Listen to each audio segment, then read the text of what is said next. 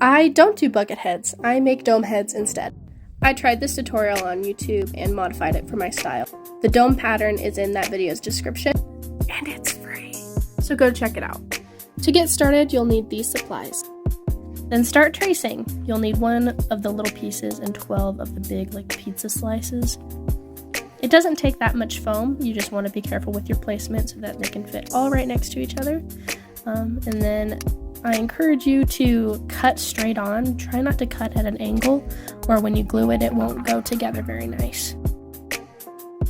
Once you've got all that cut out, you'll want to start gluing everything to the centerpiece. So you'll glue one, and then you'll glue the next one after, and you'll do that all the way around with 6 pieces. Sometimes the pieces don't fit perfectly, so as you'll see in just a second, you kind of gotta wiggle it in there, but once it's in, it should be totally fine and it'll stay together just great. Pretty flower. Now we're taking the flower and making it into a dome by closing up the darts. So just line up the edges and glue them down. It can be a little tricky trying to get your hands around it, so just take your time and glue in sections. And don't burn yourself. Once you've made it all the way around, it should be more of a dome shape.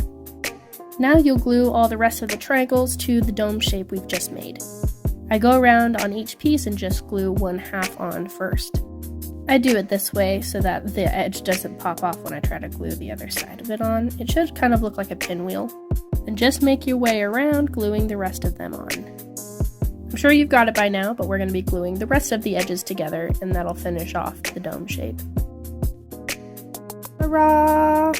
Now you grab your measuring tape and you're going to wrap it around your head so that we can cut out a hole, because the dome head base is too small for our giant heads.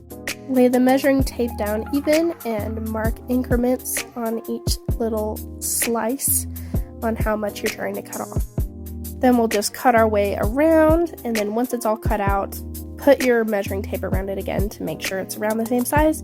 You'll probably have to make adjustments like I did.